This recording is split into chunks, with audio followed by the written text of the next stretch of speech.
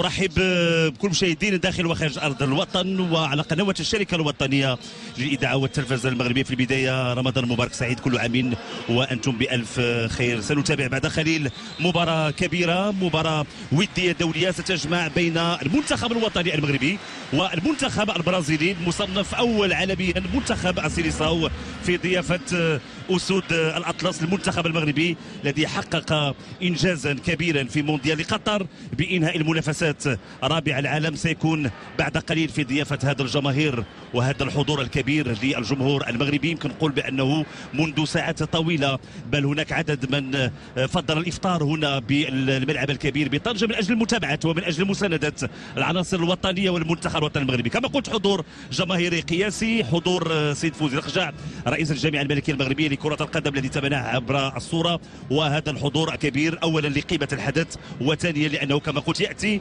ظهور الاسود بعد الوجه المشرف بكاس العالم والوصول للدور النصف النهائي، وكان الخروج بصعوبه امام حامل كاس العالم لمرتين المنتخب الفرنسي. هي مواجهه يمكن نقول بانه عنوانها اذا الحب والارتباط والعشق لالوان الوطن، كما انها تحمل في طياتها المزيد من التفاني وتبليل القميص والتمثيليه اللي ان شاء الله دائما بغيت تكون مشرفه للمنتخب المغربي في كل المحافل الدوليه والقاريه والعالميه. منتخب البرازيلي منتخب سيليساو اللي يمكن نقول بانه خافت بريقه خلال المونديال الاخير بعد الخروج اللي كان من دور ربع النهائي امام منتخب كرواتيا بضربات الجزاء. خروج كان من تداعياته فك ارتباط بالمدرب تيتي والمدرب رامون مينيزيس هو من يتحمل قياده الان المنتخب البرازيلي ولو مؤقتا برهانات كبرى اعاده الفريق البرازيلي لمكانته العالميه وضخ دماء جديده على مستوى التركيبه البشريه، كذلك منح الثقه لعدد من اللاعبين الشباب خصوصا الذين توجوا مع رامون بكاس كوبا امريكا الاخيره التي اقيمت بكولومبيا. نتابع هذه الصوره، نتابع هذا الحضور والكره الان لفائده المنتخب الوطني المغربي. نيف اكارد على مستوى الدفاع ديال المنتخب الوطني المغربي، تقريبا التشكيله اللي تابعناها بنهائيات كاس العالم، ولو ان وليد القناقي اختار بان اذا سنتابع هذه الكره الثابته اشرف حكيمي وحكيم زياش. حكيم زياش كيرفع الكره، فرصه فرصه فرصه وخروج الحارس. حكيم زياش كيتنظر المسانده امكانيه تمرير في الجهه اليسرى عند سفيان بوفال. بالفعل سفيان بوفال فرصه تمريره زياش تسديد تدخل الدفاع وابعاد الكره. كانت فرصه لفائده المنتخب الوطني المغربي. حكيم زياش اللي بحث على التسديد. فينيسيوس جونيور كيمرر في الجهه اليسرى عند لوكاس تورينتينو، خطيره، فرصه خطيره لفائده المنتخب البرازيلي. كره مشات فوق المرمى، ابرز محاوله لفائده المنتخب البرازيلي. سنتابع هذه المحاوله التمريره. كان هناك وضعيه تسلل تدخل كذلك الخروج تنبني عن الانفتاح الكبير بين قاره افريقيا واوروبا في الوقت وهذه المحاوله لممثل القاره الامريكيه الجنوبيه منتخب البرازيل. تدخل واسترجاع الكره. غانم سيس نتابع هذه المحاوله مره اخرى بالجهه اليمنى. عز الدين أناحي مره اخرى لبلال الخنوس، تمريره لاشرف حكيمي عند حكيم زياش تمريره فرصه في المنتخب الوطني المغربي. نصير مزرعه ولكن رياض لاعب فريق برشلونه في الوقت هذه المحاوله ثلاث المنتخب البرازيلي الجهه اليمنى. كره طويله كره خارج ارضيه الملعب، كتخرج خارج ارضيه الملعب. ضربه مرمى لفائده عز الدين أناحي. حكيم زياش تمريره ممتازه، فرصه لفائده المنتخب الوطني المغربي. يوسف الصيري فرصه فرصه فرصه فرصه فرصه مرات جانبا، فرصه الهدف مرات جانب الوسط. نصير مزراوي هو اللي كان وراء الكره الاخيره، تمريره ممتازه لنصير مزراوي، خدا الكره بالصدر كما سنتابع. لاحظوا تمريره والقراءه الممتازه لمساحه الملعب. نصير مزراوي خدا الكره بالصدر، يسدد الكره ما مشاتش بعيد من القائم الايسر لمرمى الحارس ويفرتون. ابرز فرصه لفائده المنتخب الوطني المغربي. كذلك ازدواج على مستوى الادوار خطيره خطيره خطيره خطيره خطيره لابد من ابعاد الكره. ياسين بونو كنقول انه كفر على الخطا اللي قام به، لانه كانت تمريره خاطئه. التمريرات بهذا الشكل امام اللاعبين ديال المنتخب البرازيلي ما يمكن الا تكون في الشباك. كنقول بانه الضغط ديال الجمهور كان كيواجه نايف اكارد البحث عن الضربات الراسيه. لعبت كره دائريه، فرصه خروج الحارس ويفرتون الذي يتدخل ويبعد الكره 100% للمنتخب الوطني المغربي. كره طويله اشرف حكيمي، خروج ياسين بونو، خروج خاطئ والهدف. خروج خاطئ والهدف الاول لفائده المنتخب البرازيلي في الوقت اللي هناك وضعيه تسلل. اذا هناك وضعيه تسلل، هناك وضعيه تسلل في الوقت اللي الحكم كيطلب من اللاعبين البرازيليين انه ينتظروا وقوي بالنسبه للعناصر الوطنيه. اذا هناك تسلل، اذا هناك وضعيه تسلل وهناك خطا للمنتخب الوطني المغربي، وبالتالي الغاء الهدف ديال فينيسيوس جونيور. كان المنتخب البرازيلي تبادل المحاوله وبوفال، فرصه فرصه فرصه فرصه فرصه وبوفال الهدف، هدف اول لفائده المنتخب الوطني المغربي وسط سفيان بوفال يضع كرة في الشباك والهستيريا على مستوى المدرجات. فرحة كبيرة للجماهير المغربية بهدف سفيان بوفال في شباك الحارس ويفرتون. نصف ساعة كانت كافية للعناصر الوطنية من أجل الوصول للمرمى. حكيم زياش خطا الكرة بشكل ممتاز، انطلاقة كان تمريرة، كان خطا على مستوى التمرير بلال خنوس، ثم استرجاع الكره. لاحظوا المناطق ديال المنتخب البرازيلي، تمريره ممتازه، ثم خطات الكره لسفيان بوفال. ما زاد ما نقص، وضع الكره بهذا الشكل وبهذه الطريقه وبهذه الجماليه، واللي خلى ما كاين اي رده فعل لويفرتون. تابع هذه المحاوله، سفيان بوفال يضع الكره في الشباك وفرحه كبيره للاعبين المنتخب الوطني المغربي. تابعوا من جديد سفيان بوفال، خطا الكره بشكل ممتاز، ولانه كان عاطي الحارس المرمى بالصدر الظهر عفوا، فما تمكنش ويفرتون من ابعاد الكره. هدف اول وهدف مستحق لفائده المنتخب الوطني المغربي. اذا تغيرت النتيجه هنا بالملعب الكبير بطنجه لفائده المنتخب الوطني المغربي، لفائده اسود الاطلس امام منتخب عسيليساو الاول عالميا. فرحه كبيره للصغار وللكبار في هذه الامسيه الرمضانيه. اذا 1-0 لفائده المنتخب الوطني المغربي. تدخل ليس بهذا الشكل، وهذا كيبين النرفزه الان عند اللاعبين ديال المنتخب البرازيلي. نتمنوا انه ما يمشيش معاهم، نتمنوا ما يمشيش معاهم، لان التدخل كان واضح، وبالتالي الحكم غادي يكون عنده القرار. الحكم غادي يكون عنده القرار امام انظار رامون مينيزيس، وهذا كيبين كما قلت مشات كره طويله في اتجاه لاعب فينيسيوس. خروج ياسين بونو هو اقرب للكره، بالتالي تمكن من التدخل. خروج دائما ديال حارس المرمى، حماس منقطع النظير، وكنعرفوا الشغف ديال الجمهور المغربي. هذه فرصه خطيره ومشات فوق المرمى، حسن الحظ تسديده للاعب رودريغو سيلفا، التسديده ديالو مشات فوق المرمى. المدرب اسمه لويس انريكي. مشات كره في الجهه اليمنى، يوسف النصيري مشى دائما على مستوى الجهه اليمنى. امكانيه تمرير يوسف النصيري شنو يعمل؟ يوسف النصيري تمريره، فرصه حكيم زياش، فرصه الهدف. حكيم زياش كان بامكانه يضع الكره في الشباك، تلعبات بطريقه ممتازه. لاحظوا رده فعل ديال وليد الكراكي، وحكيم زياش كان بامكان لسفيان بوفال. المنتخب الوطني المغربي قائم جوله اولى مثاليه. فرصه لفائده المنتخب الوطني المغربي. عز الدين أناحي يسدد في الوقت اللي المطالبه بان هناك لمس على الكره، وبالتالي نتابعوا من جديد. عز الدين أناحي خدا الكره، سدد، اعتقد انه بالفعل مسات الكره لعب ميليتاو. هذا المنتخب البرازيلي للتمرير داخل منطقه الجزاء، تسديده، تدخل الدفاع حكيم زياش واخراج الكره بشكل ممتاز. طرف اللاعب اليكس وفينيسيوس جونيور، كانت خطيره هذه التسديده، مشات فوق المرمى. فينيسيوس جونيور يسدد مباشره للمرمى. لاحظوا بانه كان شيء ما تقدم ديال ياسين بونو، يسدد بكل قوه، ولو ان اعتقد بان لعبت كره خارج ارضيه الملعب، كره خارج ارضيه الملعب. كانت فرصه خطيره لفائده المنتخب البرازيلي، كان صعود ديال روجر ايبانيز دا سيلفا.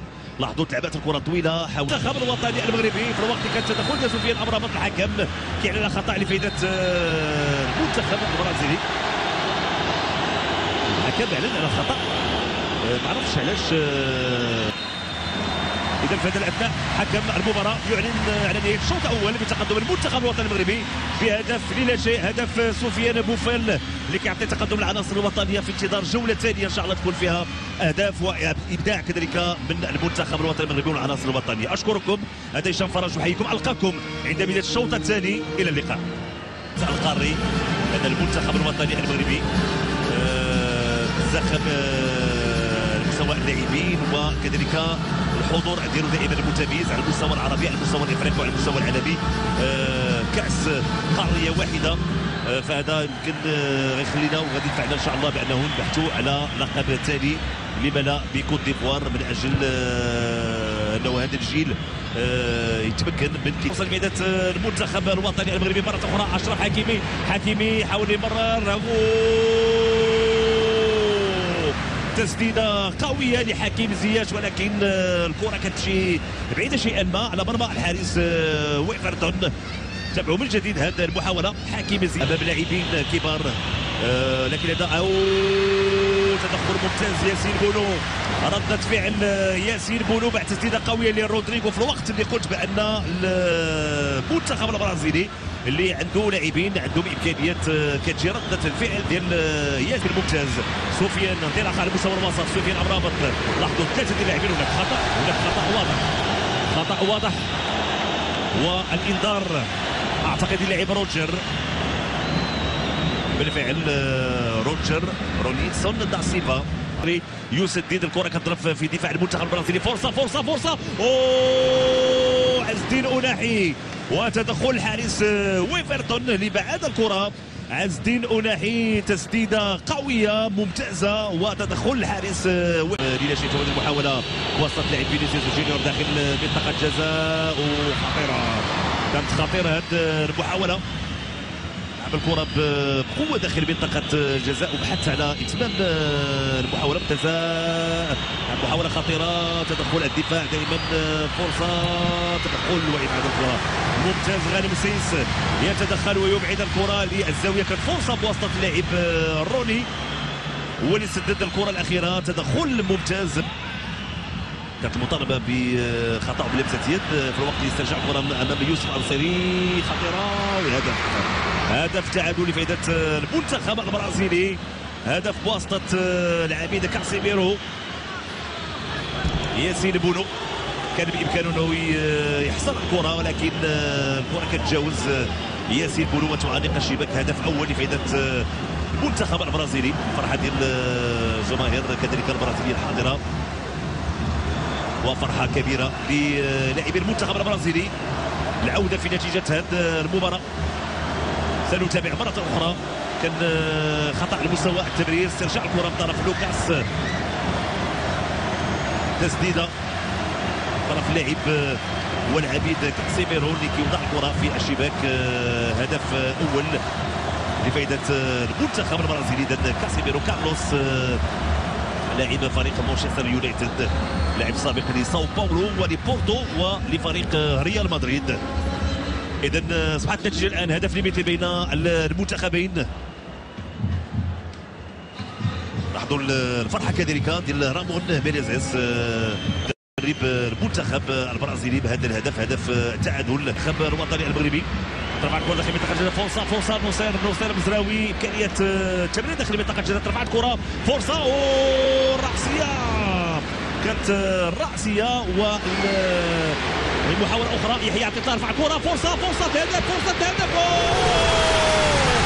هدف ثاني لفائدة المنتخب الوطني المغربي، هدف ثاني بواسطة اللاعب الصابري عبد الحميد الصابري. ورقة رابحة، من حقك تفرح، من حقنا جميع نفرحوا يا وليد، من حقنا نفرحوا بهدف ثاني في شباك منتخب سيليساو. عبد الحميد الصابري يضع الكرة في الشباك، فرحة كبيرة أمام منتخب برازيلي ومنتخب برازيل افريقيا والعرب. تابعوا المحاولة ممتازة، تمريرة والعرضية داخل منطقة الجزاء. طلعت الكرة للاعب عبد الحميد الصابري بعد التمريرة من يحيى عطية، تسديدة قوية تعانق الشباك الحارس ويفرتون. والمنتخب الوطني المغربي يتمكن من انه ينتزع مرة اخرى تقدم امام منتخب البرازيلي. تابعوا المحاولة، طلعت الكرة في البداية للاعب وليد شديرة، ولكن عبد الحميد الصابري هو من تمكن من التسديد قوة لعبد الحميد الصابري، يضع الكرة في الشباك. هدف ثاني لفائده المنتخب الوطني المغربي. جوج ديال الاهداف مقابل هدف واحد، فرحه كبيره بهدف ثاني في شباك البرازيل، وهدف سيبقى للتاريخ كما قلت. جوج ديال الاهداف اخرى. فينيسيوس جونيور حاول الدخول داخل منطقه الجزاء، تدخل نايف عقرد ممتاز. هناك خطا، هناك خطا بالفعل، تدخل امام نايف عقرد. الحكم يتدخل ويعلن على خطا لفائده المنتخب الوطني المغربي. سنتابع مره اخرى. لاحظوا بان اللاعبين دائما المتقدم بهدف الهدف واحد في الوقت محاوله لفائده المنتخب البرازيلي من الجهه اليمنى. تدخل امام اللاعب والمدافع ايمرسون. تدخل وابعاد الكره. كان العوده ليحيى عبد الله وكذلك سفيان امرابط امام ايمرسون ديسوزا اللي مازال ساقط فوق ارضيه الملعب في الوقت. خروج ايمرسون ودخول اللاعب ارتور سواريز. الوقت كانت محاوله، الكره مشات خارج ارضيه الملعب، ضربه والمتميز امام منتخب عسيريصاو. اذا نهايه المباراه بفوز مستحق للمنتخب الوطني المغربي امام المنتخب البرازيلي بهدفين لهدف واحد، هدفي سفيان بوفال وعبد الحميد عصابيري خلال الجوله الثانيه. في الوقت كاسيميرو سجل الهدف الوحيد للمنتخب البرازيلي. فرحه كبيره للعناصر الوطنيه وللجماهير المغربيه بهذا انتصار للتاريخ امام منتخب كبير تحت قياده هذا النجم كاسيميرو مسجل الهدف الوحيد للمنتخب البرازيلي. فرحه كبيره للعناصر الوطنيه. امامنا سيد فوزي الخشاع الذي يهنئ اللاعبين على العطاء وعلى القتاليه، وفرحه كبيره للجماهير المغربيه في هذه الامسيه الرمضانيه. للحكايه وللقصه بقيه اكيد غادي نحكيوها بشهامه وقوه شخصيه ابطالنا واولاد بلادنا. هي فقط البدايه وما زال في جعبه منتخبنا الكثير. صراحه الله يحفظكم ويحفظنا جميعا ويخلينا دائما يد واحده ونحفظ بلادنا وملكنا وشعبنا. كنستاهلوا اكثر. شكرا